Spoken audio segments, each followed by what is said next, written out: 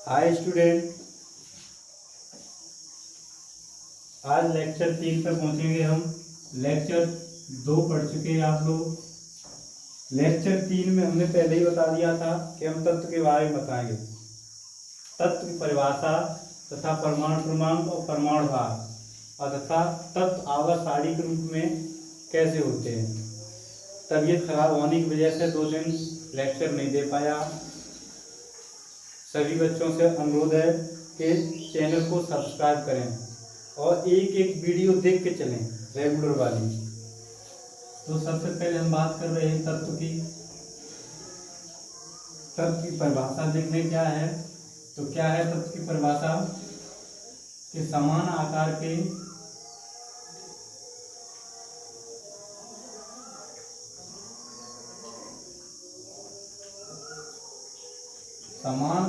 के परमाणुओं से बना पदार्थ, समान आकार के परमाणुओं से बना पदार्थ क्या कहलाता है? तत्व कहलाता है। ठीक है, क्या कहलाता है? तत्व कहलाता। समान आकार के परमाणुओं से बना पदार्थ तत्व कहलाता है। तत्व जैसे हाइड्रोजन, फिर इसमें एक इसके होते हैं परमाणु क्रमांक और दूसरा होता है परमाणु भार। क्या? तो परमाणु क्रमांक जिसे Z से प्रदर्शित करते हैं, जिसमें प्रोटॉन और इलेक्ट्रॉन होते हैं। क्या होते हैं? प्रोटॉन और इलेक्ट्रॉन होते हैं। फिर दूसरा होता मेरा परमाणु क्रमांक, क्या होगा?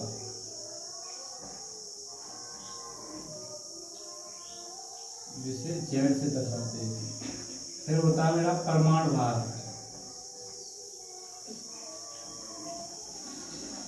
परमाणु भार को A से दर्शाते हैं, जिसमें प्रोटॉन और न्यूट्रॉन होते हैं। क्या बोलते हैं? मतलब तत्व समान आकार के परमाणुओं से बना पदार्थ तत्व कहलाता है।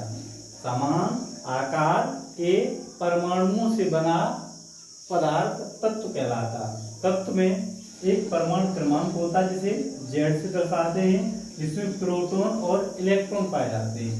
एक होता परमाणु भार, जिसे A से दर्शाते हैं, जिसमें प्रोटॉन और न्यूट्रॉन होते हैं।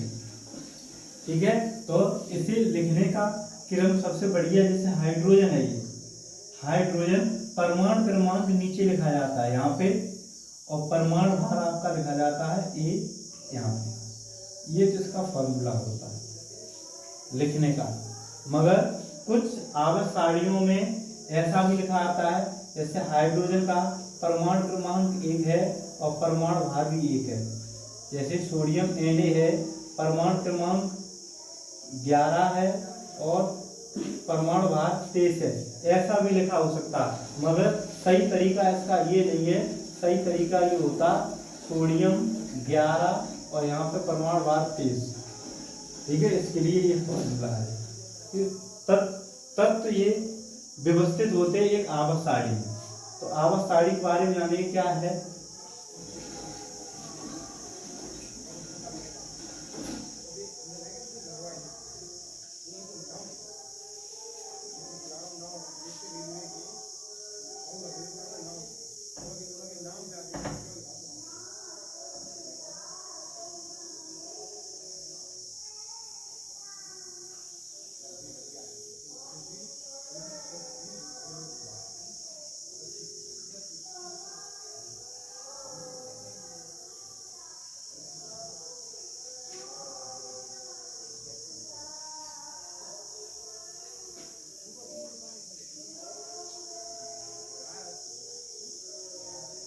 कोई पूछे कि आवर्त सारणी में तत्व कितने होते हैं, वो आवर्त सारणी में आवर्त कितने होते हैं, तो आवर्त सारणी में आवर्त 7 होते हैं। मतलब आवर्त ऐसे होते हैं, आवर्त पड़ी हुई लकीर और समूह। समूह मतलब वर्ग भी कहते हैं, समूह खड़ी हुई लकीर ऐसी। ठीक है, आवर्त मतलब पड़ी हुई लकीर। तो आवर्त सारणी में आवर्त आवर्तों की संख्या 7 होती है और समूहों की संख्या आवर्त 7 और समूह 18 होते हैं। कितने होते हैं? 18। ठीक है, तो पहले हम बनाने से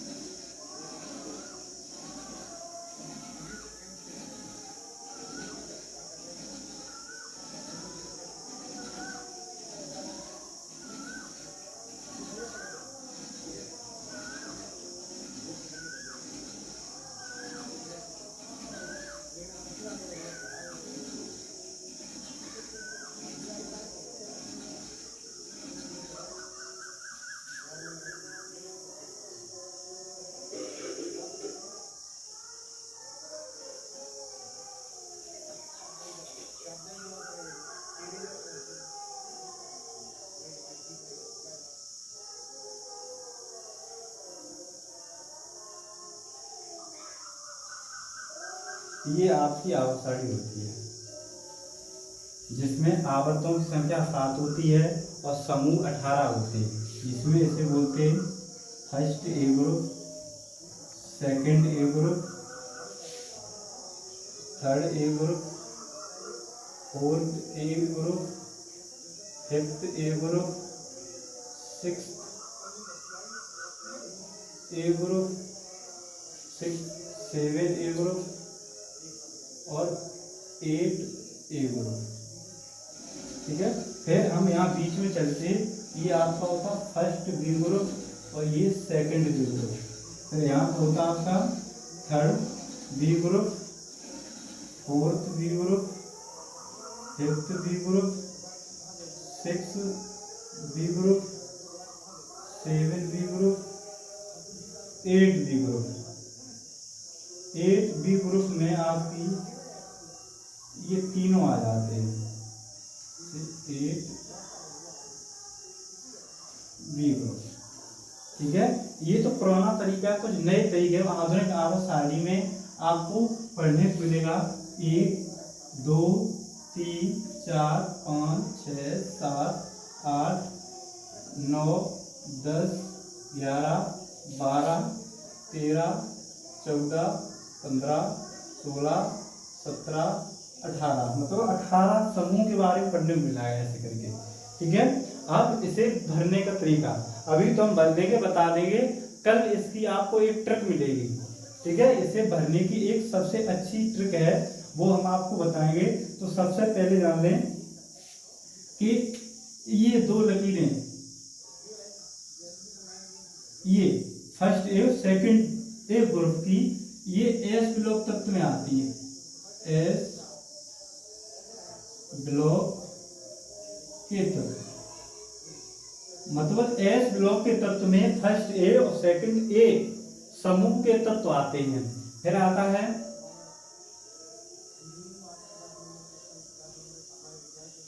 यानी कि 3 से लेकर के 12 तक, 3 से लेकर के 12 तक के समूह डी ब्लॉक के तत्व में आते हैं। डी ब्लॉक के तत्व।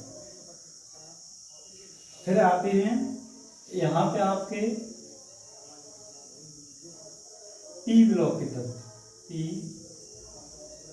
ब्लॉक के तत्व। दूसरे आते नीचे आपके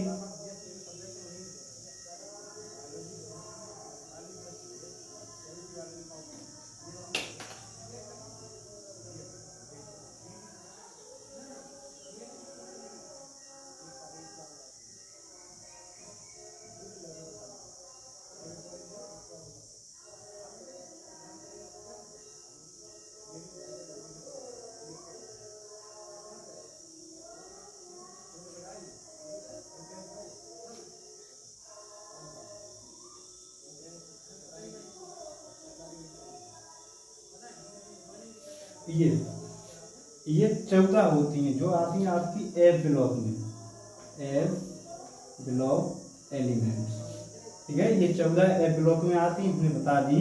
तो एफ ब्लॉक में कितनी है? 14। तो यहाँ लिख दे रहे एस ब्लॉक में 2 समूह, पी ब्लॉक में 6 समूह, डी ब्लॉक में 10 समूह, एफ ब्लॉक में 14 समूह।